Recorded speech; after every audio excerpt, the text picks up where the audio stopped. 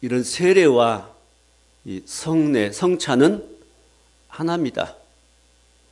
세례와 성찬은 따로 떨어진 게 아니고 별개가 아니고 성찬과 세례는 하나라는 겁니다. 그래서 먼저 이 세례가 무엇인가를 좀 먼저 말씀드리고 또 오늘 우리가 떡, 또 잔이 무엇인가의 의미를 함께 살피고 말씀 나누면서 하나님의 은혜를 삼아보자 합니다. 먼저 세례는 뭐가 세례일까요? 우리 세례 받는다. 아니면 어느 직장에 들어간데 세례 받아야만 들어갈 수 있다. 그런 조건을 거는 직장도 있기도 하지요. 자, 세례가 뭔가를 우리가 바로 알아야만 믿음 생활을 바로 할 수 있게 됩니다. 그냥 때가 되어서 문답하고 세례식에 참여했으니까 그 세례 받은 것일까요? 거기에 그치면 안 됩니다. 세례 의미는 성경에서 찾아야 됩니다. 먼저 이스라엘 백성들이 애굽에서 나와서 광야로 들어갈 때 중간에 막힌 것이 뭐였지요? 홍해 바다였지요. 이 홍해 바다를 걷는 것이 바로 세례다. 그렇게 설명하고 있습니다. 그게 고린도전서 10장 1절의 말씀이죠. 이스라엘 백성들이 다 모세에게 속하여 구름과 바다 가운데서 세례를 받았단 말합니다. 그 홍해 갈라진 바다를 건넌 것이 세례라고 설명합니다. 그림을 한번 머리에 그려보세요. 많은 백성들이 갈라진 바다를 사이에 걸어가는 겁니다. 어디서 어디로 가는 거지요? 애굽에서 가나안을 향해 나가는 겁니다. 애굽 땅 종되었던 곳에서 하나님이 약속하신 가나안 땅을 향해서 걸어가는 과정입니다. 그러니까 분기점이죠. 그들이 건너자마자 물이 다시 합쳐져 버리죠. 그들이 건널 때는 물이 갈라졌는데 모든 백성이 건너자마자 물이 합쳐져 버렸습니다. 그럼 뭘 말합니까? 다시 애굽으로 가지 말라는 것이죠. 애굽으로 가면 안 된다는 것이죠.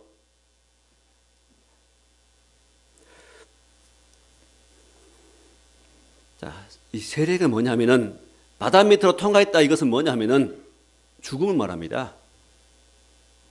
옛사람은 죽었다가 말입니다. 애굽의 모든 건 내가 버립니다가 말입니다. 애굽의 모든 습성, 모든 잘못된 생각들, 애굽의 사상들, 애굽의 우상들, 옛 것들, 옛 사람들을 내가 다 버립니다. 내가 홍해를 건너서 다 버립니다. 그런 의미죠.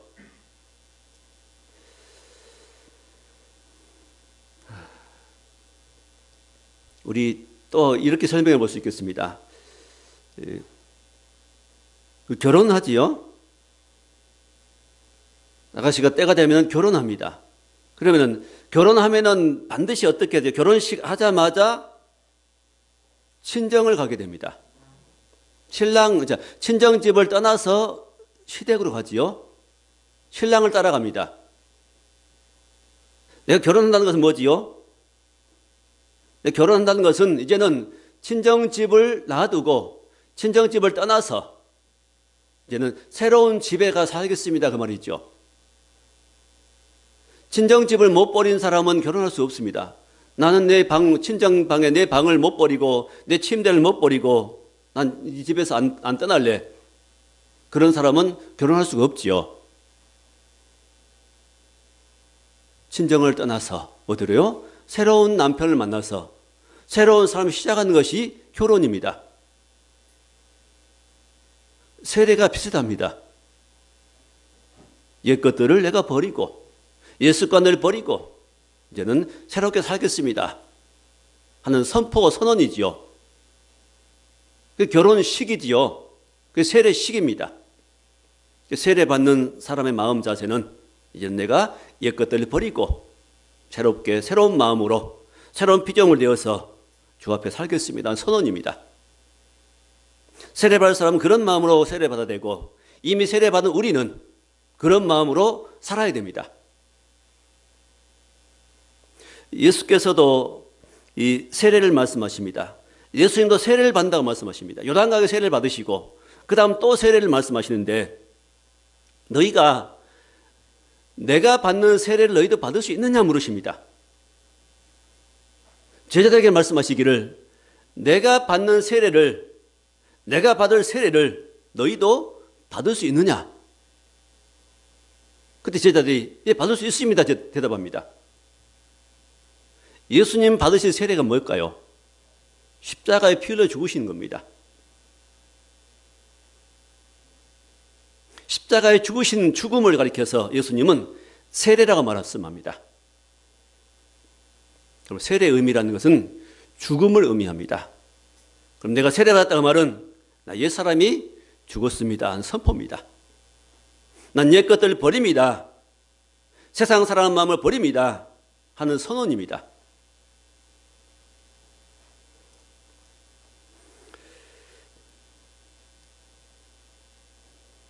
그래서 골로새서 2장 12절 말씀 보니까 너희가 세례로 그리스도와 함께 장사되고, 두 가지 의미가 있어요. 세례는 그리스도와 함께 장사되고, 너희가 세례를 받음으로 첫째 그리스도와 함께 장사되고 예수 그리스도와 함께 무덤에 묻혔다는 겁니다. 세례 받는다는 말은 내가 죽었습니다 그 말이죠. 그리스도와 함께 장사되고 또 하나 있습니다. 또 죽은 자들 가운데서 그를 일으키시는 하나님의 역사를 믿음으로 말미암아 그 안에서 함께 일으키심을 받았느니라. 두 번째는 함께 일으키심을 받았느니라. 예수와 함께 일으키심을 받았느니라. 부활입니다. 세례는 뭐냐? 그리스도와 함께 죽는 것이고 또 세례는 그리스도와 함께 사는 겁니다. 옛사람은 죽고 새 생명으로 사는 겁니다. 옛사람의 죽음이 없이는 부활 새 생명이 우리에게 임하지 않습니다. 복은 뭐냐? 예수 부활 생명을 사는 겁니다. 내 힘으로, 내 능력으로, 내 의지로 어떤 일을 하는 것이 아니고 주 예수께서 주신 이 부활 생명이 내게 임해서 그 생명으로 말하고 행하는 것입니다. 그게 아니면 하나님 앞에 인정받지 못합니다. 그리고 세례의 의미를 모르고는 믿음 생활을 바로 할 수 없는 겁니다. 세례는 죽음과 부활입니다. 제가 앞에 늘 보시지요. 그냥 보시지 말고 저 의미는 굉장히 깊습니다. 십자가와 부활로 승리한 사람들. 이 복음의 핵심입니다. 성경의 핵심입니다. 늘 묵상해 보시기 바랍니다. 우리 옛사람이 죽음이 없이는 부활이 없습니다. 옛사람이 그대로 내 안에 있고 내가 내 자존심을 절대 안 버리고 옛사람을 절대 안 죽이고 포기하지 않고 그대로 갖고 있으면서 믿음을 생활한다는 것은 불가능합니다. 전혀 불가능합니다. 완전히 불가능합니다. 옛사람을 버린 만큼, 옛사람의 죽은 만큼 부활 생명이 내 안에서 역사해서 그 생명이 내 안에서 있고 그 생명이 밖으로 나오는 겁니다. 나를 통해 주님 보이는 겁니다. 그게 복음입니다. 열심으로 믿음 생활했는데 나중에 주님 만나가지고 나는 열심으로 주님을 따랐습니다. 병도 고쳐주고 귀신도 쫓아내주고 주님 말씀하죠. 나는 너희를 도무지 모르겠다. 왜 그런 말을 듣게 될까요? 이런 것들을 모르는 겁니다. 복음이 무엇인지 모르는 겁니다. 자기가 했습니다. 주님이 내 안에 계셔서 나를 통해 나타내시고 나를 또 행해야 되는데 그렇지 않고 자기 노력을 자기 힘으로 다 했습니다. 불법을 행한 자들아, 그게 불법입니다. 예수 없이 내가 행한 이것 모든 것은 다 불법입니다. 불법을 행한 자들아, 나를 떠나가라. 마귀와 사자를 위해 예비한 영영한 지옥불에 들어가라고 말씀합니다.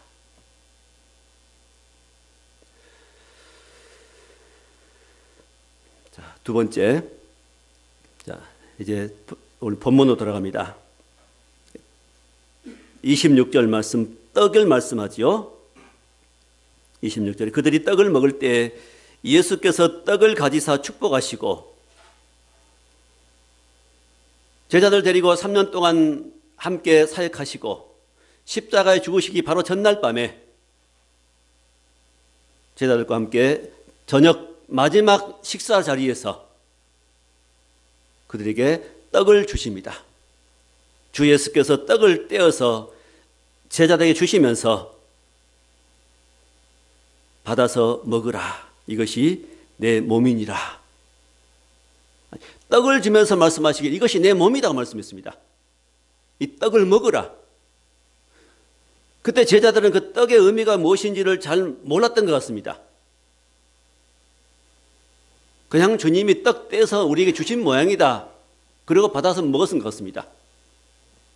근데 주님의 입장은 그거 아니지요. 이 떡을 떼어 주시는 주님의 마음은 뭘까요?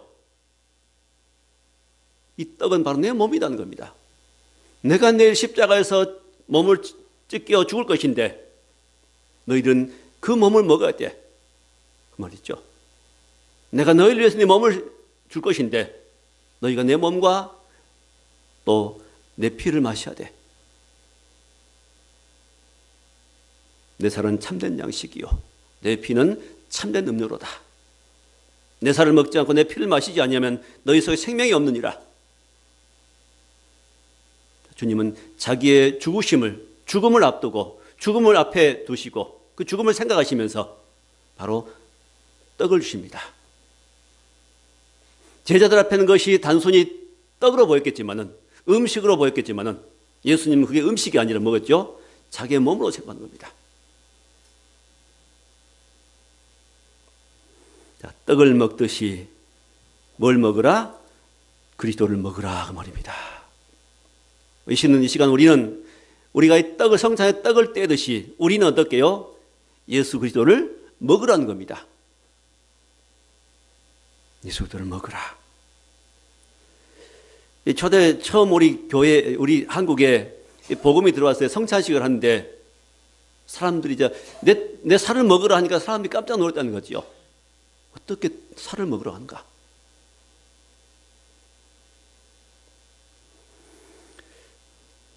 떡을 먹듯이 그리스도를 먹어야 됩니다. 이 성찬의 떡은 그러므로 예수님의 몸을 상징합니다. 예수님의 몸. 떡은 또 음식은 우리가 왜 먹지요? 배가 고프기 때문에 먹지요. 에너지를 우리에게 보충하기 위해서 먹지요. 활동하기 위해서 먹지요. 우리가 음식을 먹지 않으면은 식물을 먹지 않으면 우리는 허기지고 탈진합니다. 물도 마셔야 되고 음식도 적당히 섭취해야 건강해질 수 있습니다. 또 활동할 수 있습니다.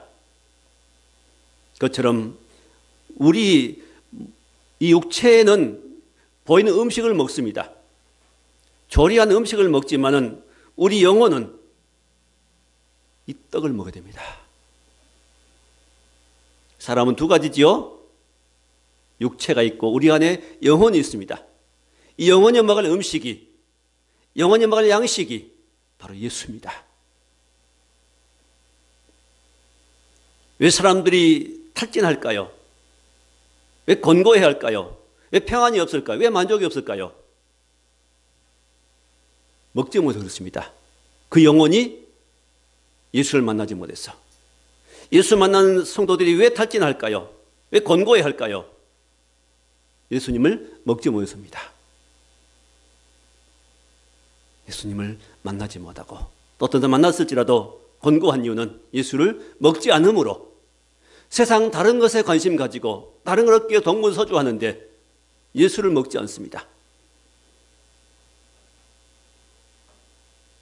그 예수를 먹으라고 말씀합니다. 내 몸을 먹으라. 내 피를 마시라. 요한복음 6장 35절에 내가 생명의 떡이니 내게 오는 자는 결코 줄이지 아니할 것이고 나를 믿는 자는 영원히 목마르지 아니하리라. 내게 오는 자, 나를 믿는 자는 줄이지 않고 목마르지 않을 것이다. 뭐가 목마르고 줄인 거지요? 영혼의 목마름입니다. 예수께서 말씀하시기를 의에 줄이고 목마른 자는 복이 있다고 말씀합니다. 의에 줄이고 목마름은 뭐가 느끼는 겁니까? 내 육신의 몸이 느끼는 게 아니고 우리 영혼이 느끼는 겁니다. 영혼의 건고함. 우리 영혼이 거듭나고 새 사람 되면은 우리 영혼도 생명입니다. 아이가 태어나면은 안 가르쳐줘도 젖을 빱니다. 우유를 먹습니다. 본능입니다. 생명 있는 존재들은 먹어야 삽니다. 먹음으로 생명을 유지합니다. 먹으면 에너지를 보충합니다. 육신의 양식은 많은데 세상은 먹을 것은 풍성한데 영혼의 양식이 없다고 주님 말씀하지요. 물이 없어 가람이 아니고 양식이 없어 주림이 아니라 하나님 말씀을 듣지만 기갈이라. 주의 말씀을 들을 때 주의 말씀과 함께 우리에게 뭐가 주어지죠? 예수 생명이 주어집니다. 하늘 양식이 주어집니다. 우리는 땅의 양식만 가지고는 못 삽니다. 사람이 떡으로만 살 것이 아니요 하나님의 입에서 나온 모든 말씀으로 살 것이니라. 땅의 양식만 먹고 하늘 양식을 먹지 못한 인생들은 그 영혼들은 줄일 수밖에 없습니다. 권고할 수밖에 없습니다. 메마르지요. 답답해할 수밖에 없습니다. 만족과 평안이 없습니다. 참 기쁨이 무엇인지를 알지 못합니다. 그 예수의 생명이 무엇인지를 알지 못한 겁니다.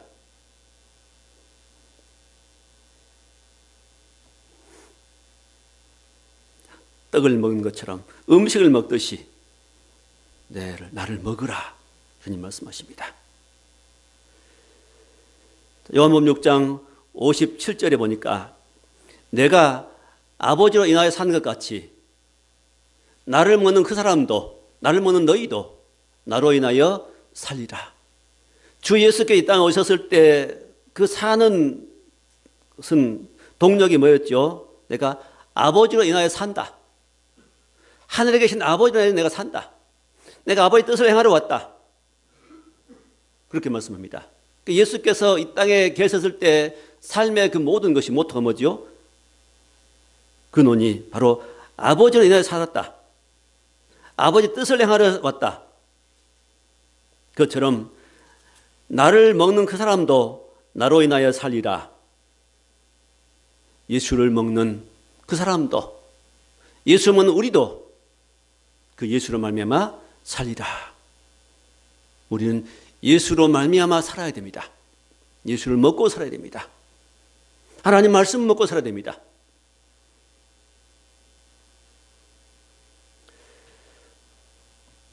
자, 이 예수 그리스도가 또 하나님의 말씀이 우리 영혼의 참 양식이 됩니다. 그래서 우리의 에너지가 되지요. 힘을 줍니다. 우리에게 생명을 주고 힘을 주고 능력을 줍니다. 그래서 영의 양식인 우리 하나님 말씀과 주 예수를 먹을 때 우리 영혼이 힘을 얻습니다. 소망을 얻습니다. 기쁘게 되지요. 축 처진 우리가 심령이 회복이 됩니다. 며칠 전에 이 꽃이 좀 시들었는데 물을 주고 잠시 후에 보니까 또 생기가 돋아요. 물 안 주면 죽습니다. 시들어집니다. 하나님 말씀 안 먹으면은 우리 영혼은 시들어집니다. 힘이 하나도 없습니다. 소망이 안 생깁니다. 짜증이 나지요. 자꾸 입에서 불평이 나오지요. 두려움이 생기지요. 그러나 주의 말씀을 내가 받을 때 다시 생기가 돌아납니다. 살아납니다. 예수란 말을 들어도 우리는 힘이 생기는 겁니다. 우리 예수를 예수라고 부르면은 더 힘이 생기죠. 그럼 어떻게 하면 우리가 가장 쉽게 이 예수의 살과 피를 먹을 수 있을까요? 가장 쉽고 간단한 방법 하나. 주님 부르는 겁니다. 주님, 주여. 우리 생활 속에서 일하면서 부르세요. 주여, 주여, 주님. 주님이라 부르세요, 예수를. 나의 주인이라고. 나의 왕이라고. 주란 말은 나의 주인이고 예수님은 나의 왕이란 뜻입니다. 주. 나의 임금. 내가 주인되어 사니까, 이 옛사람이 주인되어 사니까, 내 감정이 나를 지배하고, 내 감정이 나를 이끄니까 나는 침체하지요. 누가 미워지지요. 서운해지지요. 속상하지요. 화나지요. 짜증나지요. 원망스럽지요. 불평하게 되지요. 재미가 없지요. 난 왜 이런가?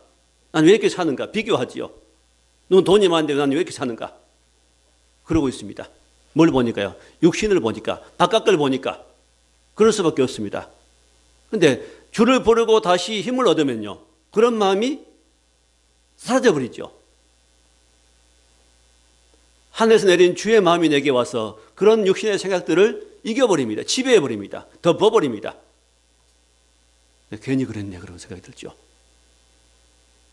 이 양식입니다. 하늘 양식이 내게 와야 됩니다. 그 양식을 계속 먹어야 됩니다. 먹으면 승리합니다.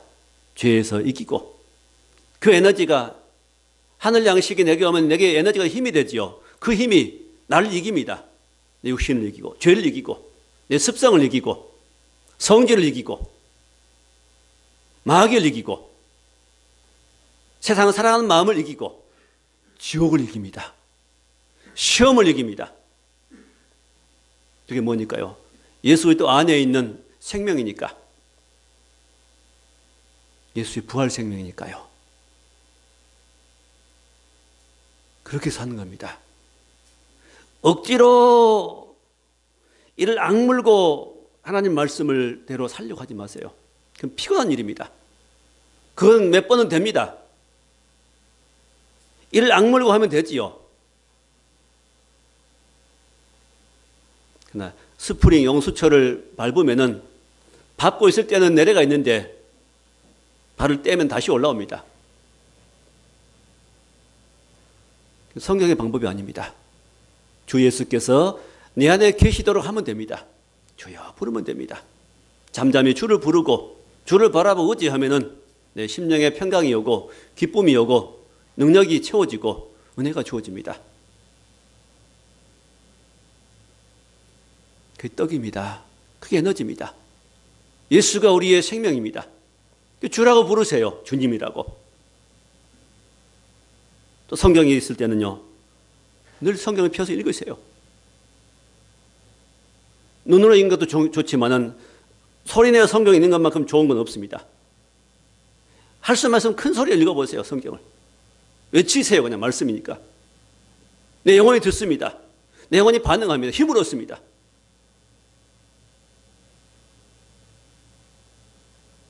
말씀 속에 생명이 있습니다. 하나님 말씀 속에 생명이 있습니다.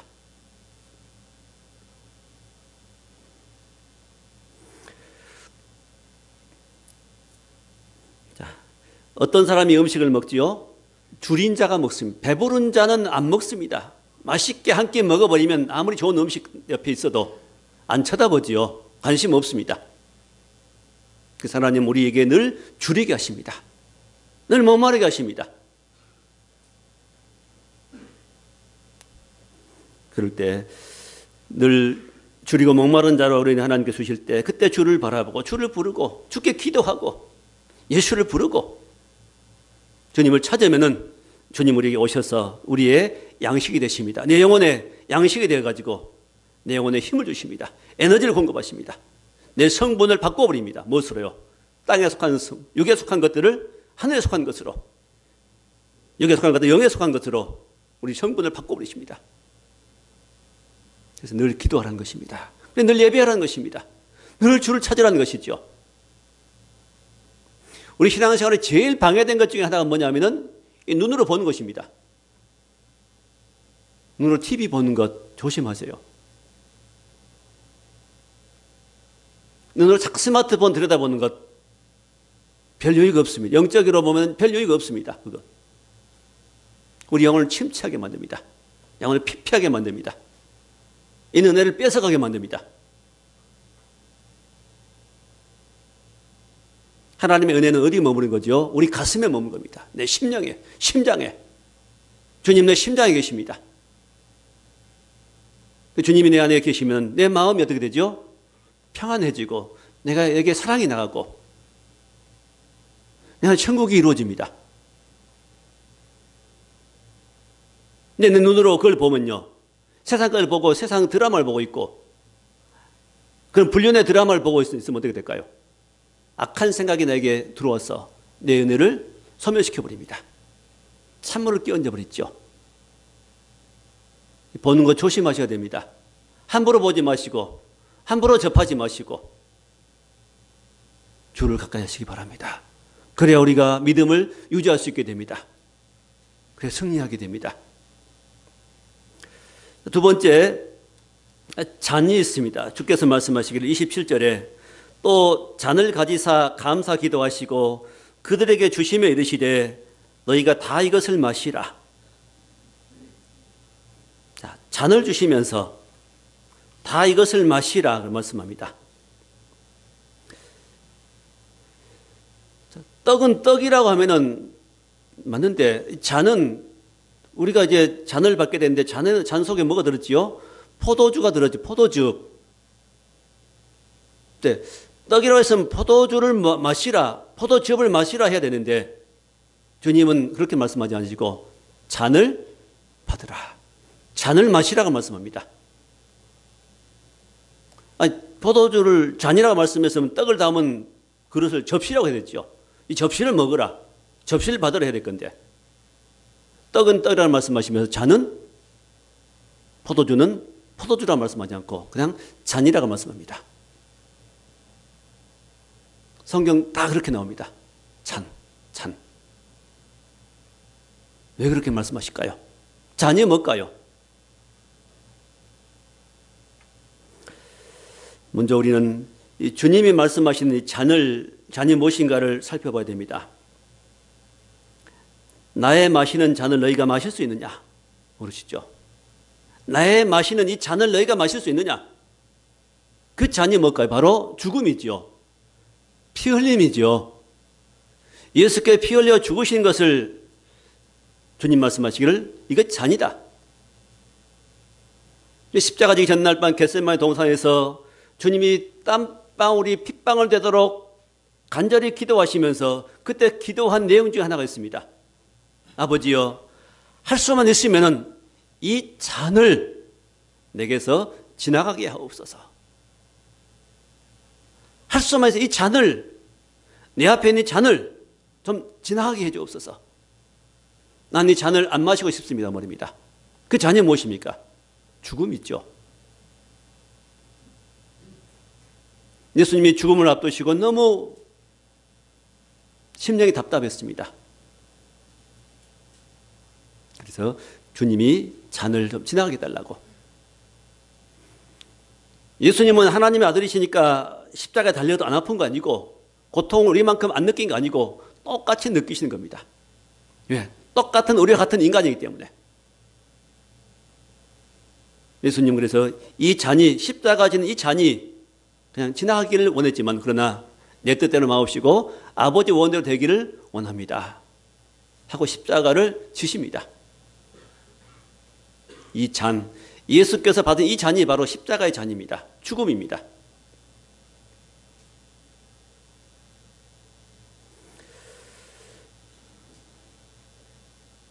또 잔이라는 말씀이 성경에 보면 참 많이 나오는데 요한계시록 14장 9절에 누구든지 짐승과 우상 앞에 경배하면은 하나님의 진노의 포도주를 마시리니, 누가 되었건 짐승과 우상 앞에 경배하면은 뭘 마신다고요? 진노의 포도주를 마실 것이다. 하나님을 믿어야 되는데 인생도 하나님 믿지 않고 우상 앞에 절하고 또 짐승 앞에 경배합니다. 짐승은 마귀지요. 사단 마귀에게 경배하는 그런 사람에게는 뭐가 주어져요? 대가로 하나님의 진노의 포도주가 주어집니다. 진노라는 잔이 임하지요. 그 뒤절에 보면 불과 유황으로 고난받다. 불과 유황으로 고난받고 밤낮 쉼을 얻지 못할 것이다. 그거 어디죠? 지옥이죠. 하나님 섬기지 않고 이렇게 우상 숭배하고 헛된 걸 따라가는 결국 마지막은 지옥불에 떨어질 것이다. 그게 하나님의 진노의 잔입니다. 요한계시록 16장 19절에 큰 성 바벨론이 맹렬한 진노의 포도주 잔을 받지요. 맹렬한 진노의 포도주 잔을 누가 받아요? 큰 성 바벨론이 받습니다. 큰 성 바벨론은 세상을 말합니다. 하나님 알지 못하는 이 거대한 체계, 사단 마귀가 이끌고 있는, 속이고 있는, 그 따라가는 사람들 있는 이곳, 이게 바벨론입니다. 큰 성 바벨론이, 바벨론에게 뭐가 주어져요? 맹렬한 진노의 포도주 잔이 주어집니다. 그게 큰 재앙이라고 말씀합니다. 지금 세상 사람들은 재밌게, 즐겁게, 호화롭게, 멋지게 자랑하면서 즐기고 살아갑니다. 하나님 없이. 그런 모든 사람들 위에는 장차 뭐가 주어질까요? 이런 진노의 포도주 잔이 주어집니다. 하나님의 진노의 잔이 그들에게 쏘아 부어집니다.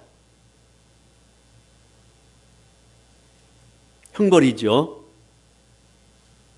그런데 주님께서 그 진노의 잔을 대신 받으시는 겁니다.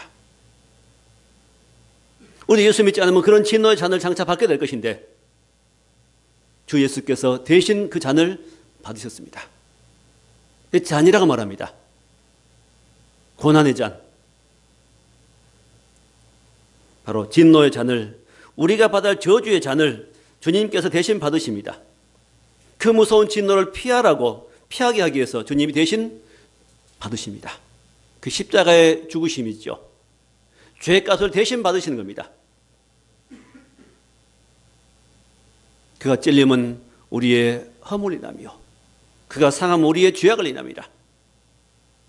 그가 징계받으면 우리가 평안을 누리고 그가 채찍에 맞으면 우리가 나음을 입어도다. 우린 다 양 같아서 그릇 행하여 각기 제 길로 갔거늘 여호와께서는 우리 무리의 죄악을 그에게 담당시키셨도다. 우린 다 양 같아서 자기 갈 길로 갔지만은 여호와께서 우리 무리의 죄악을 예수께 담당시키셨도다. 우리의 죄짐을, 우리가 당해야 할 이 모든 진노와 저주를 주님이 대신 받으셨습니다. 대신 당하셨습니다. 그럼 주 예수를 믿는 우리는 그런 저주와 진노를 받을 필요가 없게 되었습니다. 그래서 오늘 우리는 이 잔을 받게 될 것인데 우리가 받는 이 잔은 저주의 잔이 아닙니다. 진노의 잔이 아닙니다. 왜? 예수께서 이제 받으셨기 때문에. 그럼 우리가 받은 이 잔은 무슨 잔일까요? 축복의 잔입니다. 생명의 잔입니다. 우리 받은 이 잔은 주님 당하신 고난의 잔이구나. 또한 우리가 그걸 마실 때는요, 축복의 잔이 됩니다. 생명의 잔이 됩니다. 생명을 풍성하게 해준 잔이 됩니다.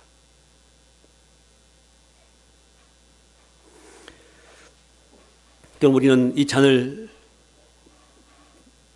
마실 때 감사하고 마셔야 될 것이며 또한 이 잔은 우리에게 넘쳐야 됩니다. 축복이, 감격이, 감사가, 은혜가. 우리 형편상 작은 잔에다 지금 조금씩 마시지만은 이왕이면은 우리는 큰 잔에다가 넘치게 따라가지고 넘치는 마시면 좋겠습니다. 넘친 축복의 잔을 넘치게 주의 때문에 우리가 넘치는 은혜를 받습니다. 주의 넘치는 생명을 우리가 받습니다. 하면서 마시면 더 좋을 것 같습니다.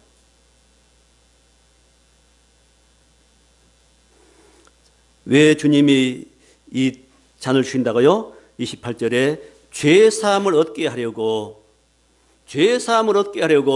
많은 사람을 위하여 흘리는 바 나의 피 곧 언약의 피니라. 죄사함을 얻게 하라고. 누구에게? 많은 사람의 죄. 예수님의 죽으심, 이 피는 온 인류의 죄를 능히 감당하고 남음 있는 넉넉한 피입니다. 온 인류의 죄를 대신하여 예수님 죽으셨습니다. 하나님 모든 인생들이, 모든 인간들이, 온 세상 사람이 다 예수 믿고 모든 사람들 진리에 이르기를 원하십니다. 이 피는, 예수께서 흘리신 이 피는 부족하지 않습니다.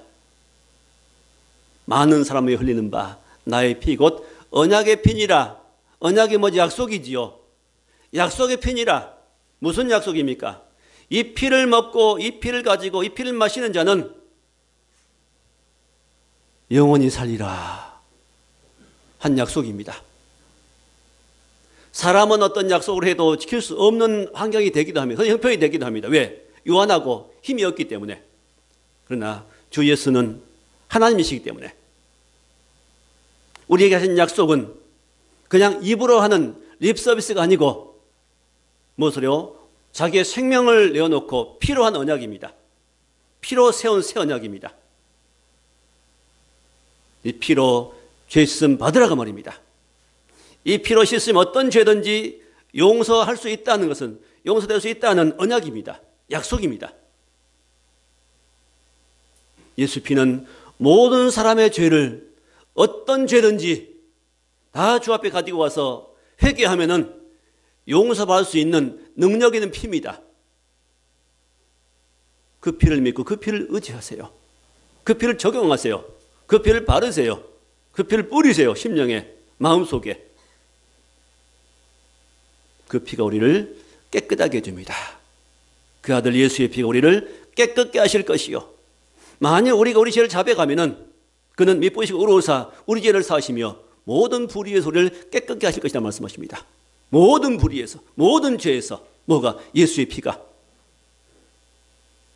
새 언약입니다. 변할 수 없는 언약입니다. 바뀔 수 없는 약속입니다. 이 약속을 뭘로 했다고요? 주님이 입으로 마신 게 아니라 친히 자기가 죽음으로 약속했습니다. 죽음으로 봐라. 내가 죽지 않느냐. 참된 것, 약속이 참된 것임을 증명하기 위해서 예수님은 죽어 주었습니다. 더 확실한 증거는요. 그 증거를 더 확실하게 하기 위해서 예수님은 살아나셨습니다. 부활했습니다. 죽으심을 하나님의 아들로 증명이 되었습니다. 선포했습니다.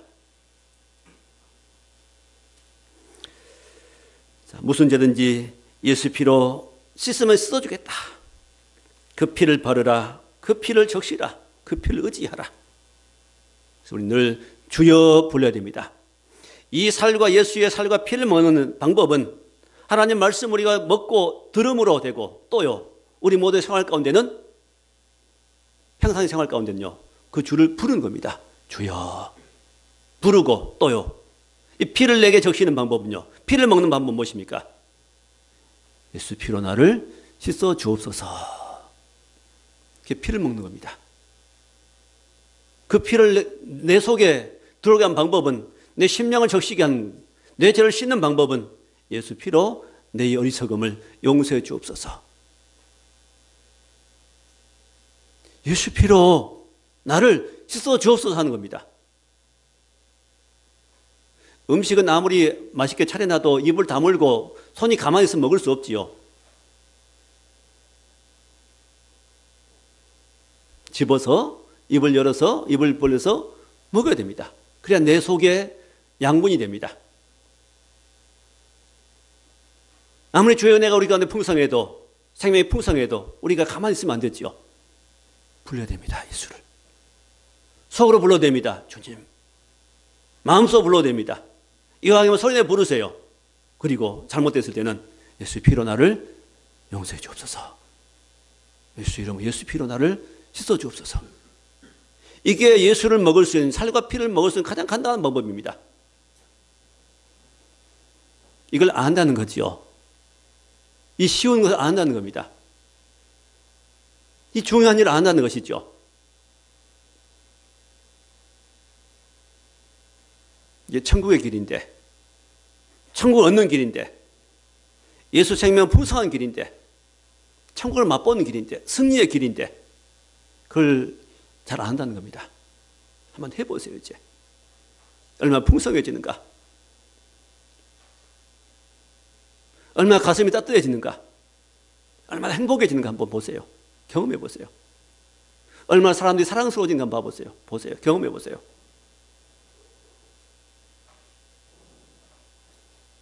얼마나 하나님의 은혜가 큰가를. 우리 눈에서 눈물이 흐르는 것을 경험하게 되는 겁니다. 주님 부를 때 눈물이 흐르고, 예수님, 예수 생명, 피 속에서 가슴이 뜨거워지고 눈물이 흐르지요. 땅에서는 없는 겁니다. 하늘에서 온 겁니다. 하늘의 기쁨을, 하늘의 은혜를 이 땅에 사는 이때 부분적으로 누리는 겁니다. 우리 천국에서 그것을 완전히 누리게 될 것입니다. 그런 기쁨, 은혜, 평안을, 생명을 맛보고 누리게 될 겁니다. 주님을 얼굴과 얼굴로 대면해 보게 될 겁니다.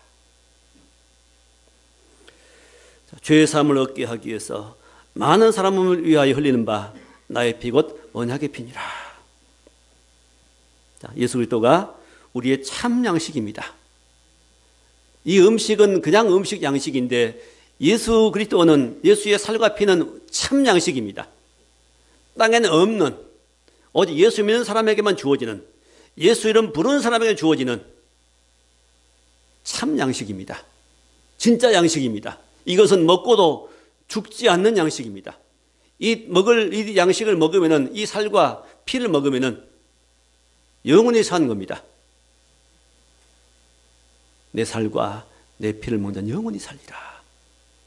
이 떡을 먹는 자는 영원히 살리라 말씀합니다.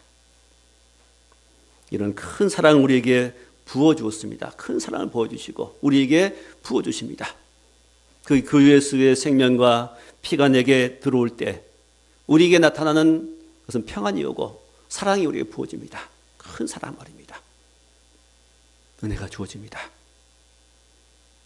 예수를 먹고 마시기 바랍니다. 부르시기 바랍니다. 피로 씻으시기 바랍니다. 시원해집니다. 개운해집니다. 천국이 내게 임합니다. 주님 만나집니다. 천국이 사모가 됩니다. 사람들이 사랑스러워집니다. 내 몸을 어떻게 주를 위해 사용할까? 그런 마음이 우리 속에 들어옵니다. 중심으로 사람을 사랑하게 됩니다. 내 마음속에 없는 그런 마음이 내게 옵니다. 왜요? 주님이 내 안에 계시기 때문입니다. 예수를 내 안에 모시고 믿음으로 사는, 천국을 누리며 사는 승리자들이 다 될 수 있기를 주의 이름으로 축원합니다.